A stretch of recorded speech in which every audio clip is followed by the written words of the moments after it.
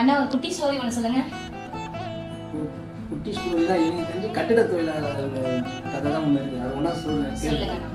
அதாவது ஒரு பில்டிங்கை கட்டி முடிச்சுட்டு கொத்தனார் சொல்கிறாரு, இந்த பில்டிங் வந்து கட்டினது நான் தான், இந்த பில்டிங் வந்து என்னால் தான் உருவாச்சுன்னு சொல்கிறாரு.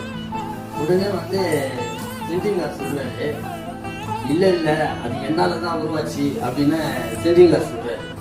அப்போ வந்து எதுக்காக அவர் அப்படி சொல்கிறாங்கன்னா, ஒரு மனுஷனுக்கு எலும்பு எவ்வளோ முக்கியமோ அதே மாதிரி ஒரு பில்டிங்கு கம்பிங்க கட்டினா தான் காலை எடுத்து ரூப்பு போட முடியும், நான் தான் பெரியவன் அவர் சொல்கிறப்போ உடனே பெயிண்ட் ஓடியாதாங்க வந்து, இல்லை இல்லை இந்த பில்டிங்கு காரணமே நான் தான், ஒரு மனுஷனுக்கு எந்த அளவுக்கு ஆடை முக்கியமோ அதே மாதிரி வர்ணங்களை பூசி அழகு சேர்க்குற இந்த பில்டிங்கு, அதனால நான் தான் முக்கியம் அப்படின்ட்டு அவர் சொல்கிறாரு.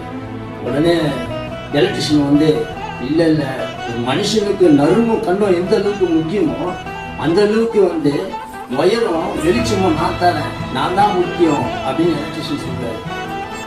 பிளம்பர் வராரு, இல்லை இல்லை எல்லாத்துக்கும் முக்கியம் நான் தான், ஒரு மனுஷன் உயிர் வாழணும் தண்ணி தரேன், அந்த பில்டிங்கே தண்ணி கொடுக்குறேன் நான், அதனால நான் தான் முக்கியம்ட்டு அவர் பிளம்பர் சொல்றாரு.